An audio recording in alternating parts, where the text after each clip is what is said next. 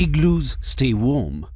दोस्तों इमेजिन कीजिए कि आप किसी ऐसे इलाके में हैं जहां दूर दूर तक सिर्फ बर्फ हो, जिससे वहां का टेम्परेचर -50 डिग्री सेल्सियस तक पहुंच गया हो और आपके पास रहने के लिए कोई जगह नहीं है सिवाय उसी बर्फ में बने हुए एक घर के। तो आप क्या करेंगे? यहां पर इंटरेस्टिंग बात यह है कि ये इमेजिनेशन असल में दुनिया में कई रीजन्स की रियलिटी है। जी हां, दुनिया में ऐसे एरियाज मौजूद हैं जहां लोग बर्फ का घर बनाकर उसमें रहते हैं, जिसे हम और आप इग्लू के नाम से जानते हैं। लेकिन बर्फ की जानलेवा ठंड से आखिर बर्फ से ही बने घर में रहकर कैसे बचा जा सकता है? ये सवाल काफी दिलचस्प है। आखिर ये इग्लूज खुद को वार्म कैसे रखते हैं?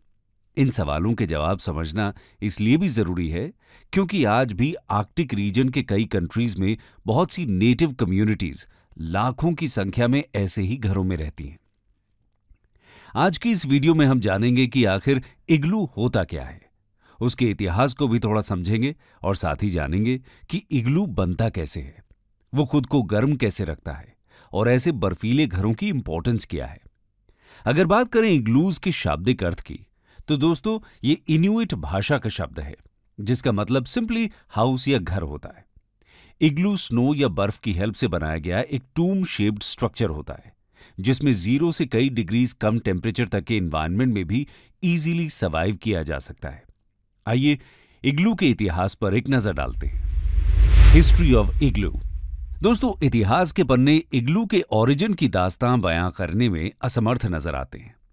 इतिहास की गहराई में जाने पर भी इग्लू के ओरिजिन का टाइम पीरियड क्लियर नहीं होता, वो समय के चक्र में कहीं खो चुका है।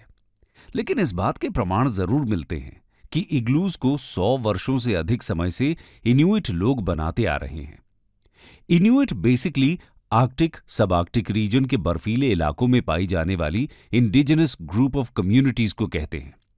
ये communities Greenland, Labrador, Quebec, Nunavut, North West Territories और अलास्का जैसे रीजन्स में निवास करती हैं।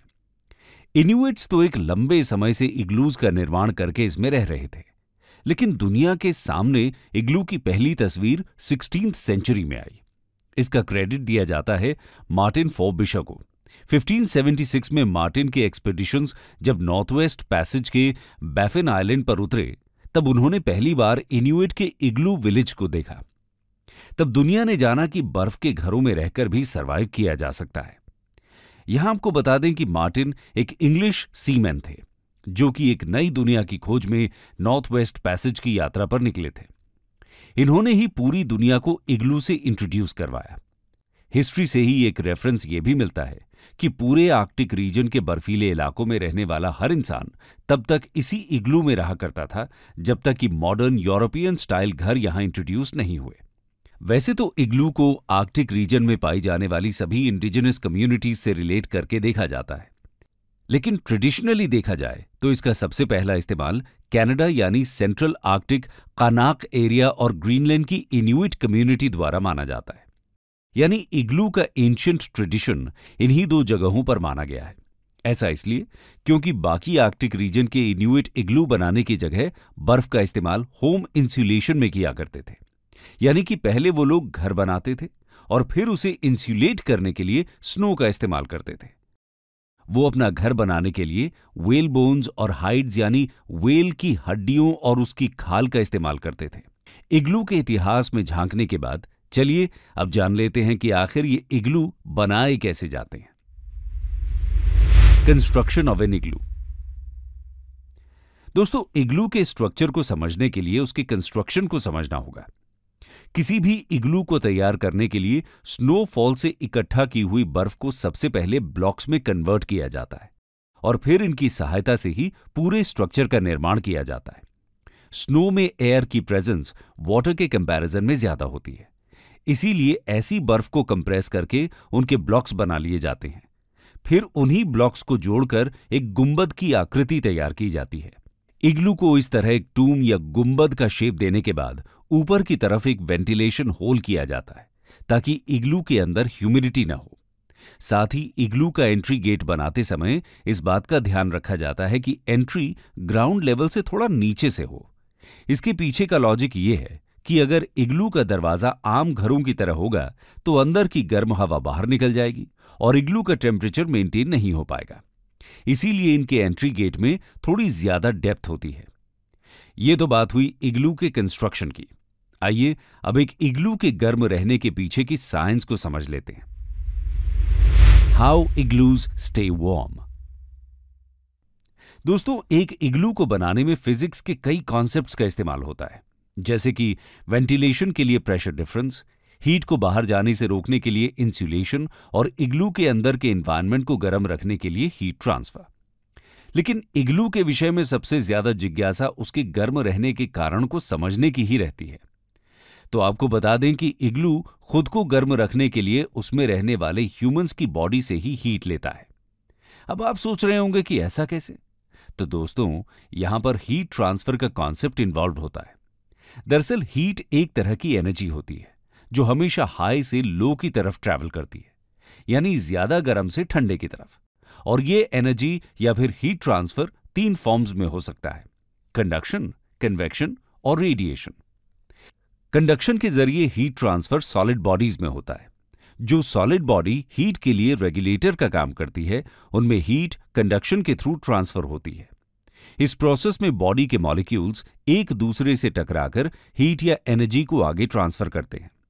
वहीं कन्वेक्शन के जरिए हीट ट्रांसफर लिक्विड और एयर बॉडीज में देखा जाता है। इसमें हीट ट्रांसफर डेंसिटी पर डिपेंड करता है। और रेडिएशन के प्रोसेस में एनर्जी ट्रांसफर इलेक्ट्रोमैग्नेटिक वेव्स के जरिए होता है। इसके लिए किसी भी तरह के मीडियम की जरूरत नहीं होती। इसीलिए हमारी बॉडी से हीट भी एनवायरनमेंट में रेडिएशन के जरिए ही ट्रांसफर होती है। जब भी हमें ठंड लगती है तो इसके पीछे यही रेडिएशन जिम्मेदार होती है। सर्दियों में एनवायरनमेंट का टेम्परेचर हमारी बॉडी टेम्परेचर से कम हो जाता है, जिससे हमारी बॉडी से हीट निकलकर एनवायरनमेंट में जाने लगती है और हमें ठंड लगती है। इसे आप ऐसे भी समझ सकते हैं कि सर्दी का एहसास होना कोई इंडिविजुअल प्रोसेस नहीं होता, बल्कि इसी हीट ट्रांसफर को जब हम रोक नहीं पाते तो इसे हम सर्दी के फॉर्म में महसूस करते हैं। ऐसे में जब हम किसी ब्लैंकेट से बॉडी को कवर कर लेते हैं तो हमारी बॉडी की रेडिएशन से ही वो ब्लैंकेट गर्म होता है। और यही सेम प्रोसेस इग्लू के अंदर भी होता है। इग्लू खुद से हीट जनरेट नहीं करता, बस वो हमारी बॉडी से निकलने वाली हीट को एक ब्लैंकेट की तरह रोक लेता है, जिससे इग्लू के अंदर का एनवायरनमेंट गर्म रहता है। अब इसमें स्नो वॉल का भी बड़ा रोल होता है। जैसा हमने पहले भी बताया कि इग्लू की दीवारों में जो बर्फ होती है उसमें एयर परसेंटेज वाटर से ज्यादा होता है, क्योंकि ये आइस वॉल कंप्रेस्ड स्नो से बनी होती है। इसलिए इसमें 95% तक एयर छोटे छोटे आइस क्रिस्टल्स में फंसी हुई रहती है, जो मूवमेंट नहीं कर पाती। और क्योंकि एयर की थर्मल कंडक्टिविटी काफी लो होती है, इसीलिए स्नो वॉल से होकर हीट ट्रांसफर नहीं हो पाती। इस तरह आइस और एयर का ये मिक्सचर इग्लू के अंदर की हीट को बाहर जाने से रोक लेता है। हीट भी उसी एयर के साथ दीवारों में ट्रैप्ड हो जाती है और इस तरह इंसुलेशन का प्रोसेस पूरा हो जाता है। इसके बाद आता है हीट ट्रांसफर के कन्वेक्शन का कॉन्सेप्ट। जब ह्यूमन बॉडी से हीट रेडिएट होकर बाहर निकलती है तो उस हीट के कांटेक्ट में आने वाली हवा गर्म हो जाती है।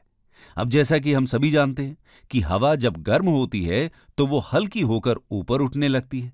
ऐसे में गर्म हवा इग्लू की छत की तरफ जाकर इकट्ठा हो जाती है, जिससे इग्लू का ऊपरी हिस्सा गर्म रहता है और जो ठंडी हवा होती है वो नीचे फ्लोर के पास कलेक्ट हो जाती है।